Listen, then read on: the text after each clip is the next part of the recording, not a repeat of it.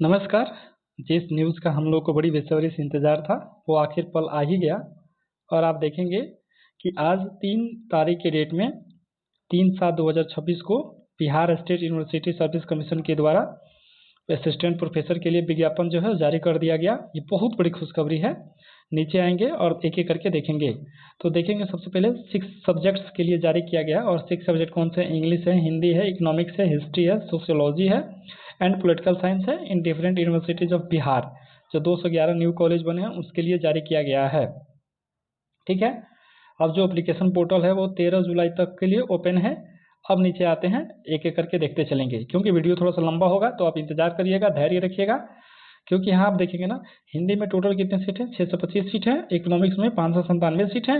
History में 662 seat है। Political science में 596 सीट है और इंग्लिश में 674 सीट है और सोशियोलॉजी में कितने हैं? 533 सीट हैं।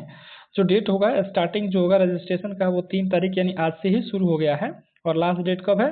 15/7/2026 यानी टोटल 12 दिन लगेंगे। 12 दिन आपको फॉर्म भरने के लिए टाइम दिया गया है। तो ये रहा न्यूज़। अब नीचे चलते हैं और एक एक करके सारी चीज़ों को पढ़ेंगे।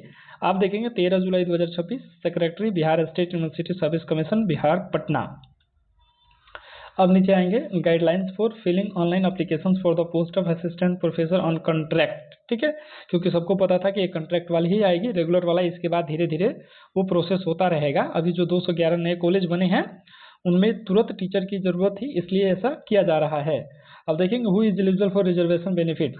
तो रिजर्वेशन के लिए बेनिफिट्स कौन से होंगे? जो बिहार के लोकल मतलब प्रॉपर रहने वाले होंगे, जिनके पास वहाँ का नेटिव रेसिडेंस होगा। ठीक है, वही लोग या डोमिसाइल जो जिनके पास होगा वही लोग इसको भर पाएंगे। मतलब वो रिजर्वेशन के काबिल होंगे, बाकी भरने को तो सब कोई भर पाएगा। फिर नीचे आते हैं और नीचे आने के बाद से कास्ट सर्टिफिकेट देखेंगे तो कास्ट सर्टिफिकेट भी लगेगा। परमानेंट जो डोमिसाइल सर्टिफिकेट है वो भी लगेगा और वो जो है ना जो मतलब 1 साल से ज़्यादा पुराना नहीं होना चाहिए, इसमें नीचे मेंशन किया हुआ है, लेकिन हम डायरेक्ट आपको बता देते हैं। फिर नीचे आते हैं और कुछ इंपॉर्टेंट जानकारी जो अपने लिए इंपॉर्टेंट होगा उसकी हम चर्चा करते चलेंगे। फिर नीचे आते हैं और नीचे चलते हैं, नीचे आते हैं। यहाँ से देखिए आ गया ना कि asset certificate shall remain valid for 1 year from the date of its issuance. यानी कि जब से जारी किया गया तब से 1 साल के अंदर के सर्टिफिकेट होना चाहिए, चाहे आपका जाति हो, निवास हो, आय हो या नॉन क्रीमिलियर हो, जो भी होगा जो इसमें लगेगा वो ऐसा होना चाहिए। आगे चल के मैं ये भी बताऊंगा कौन कौन से डॉक्यूमेंट इसमें लग रहा है।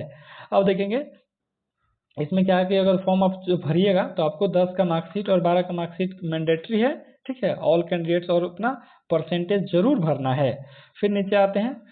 ठीक है, और नीचे आने के बाद से एक एक करके जो जो इम्पोर्टेंट है वो हम लोग यहाँ चर्चा करते चलेंगे।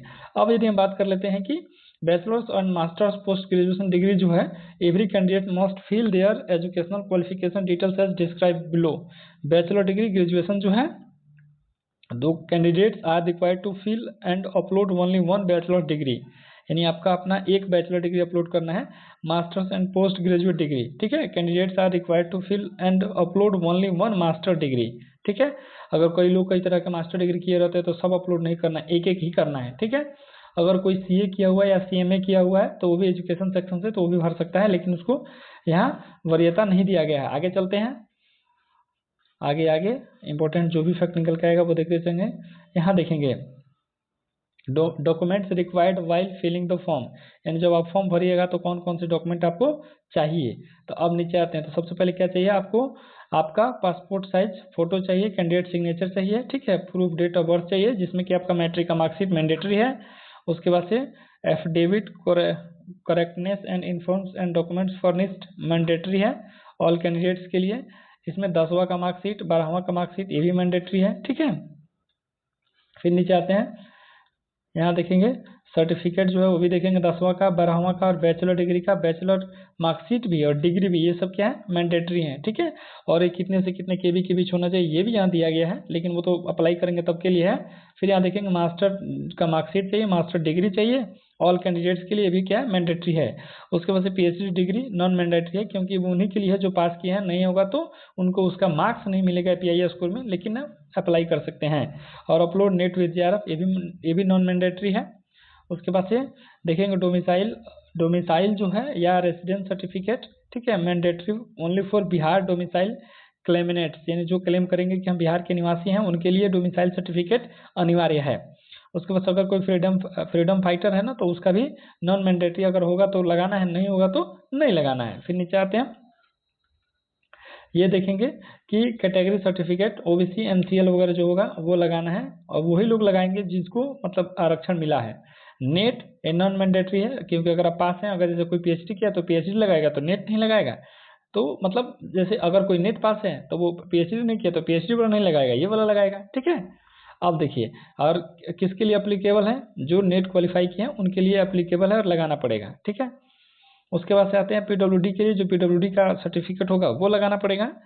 और नीचे आते हैं, उसके बाद यहाँ देखेंगे अपलोड पीएचडी 5 पॉइंट सर्टिफिकेट, अगर जिनका पीएचडी हुआ होगा वो लगाएंगे, लेकिन जिनका नहीं होगा इसीलिए नॉन मैंडेटरी है, मतलब आवश्यक उतना नहीं है। ठीक है। फिर नीचे आते हैं, नीचे आने के बाद से और नीचे आते हैं, अब यहाँ से क्या है कि बिहार स्टेट यूनिवर्सिटी का, ठीक है, नोटिफिकेशन नंबर आ रहा है, सब कुछ ओपन लाइन से आ रहा है। ठीक है। अब हम इसको ना अगली वीडियो में एक बार और देखते हैं।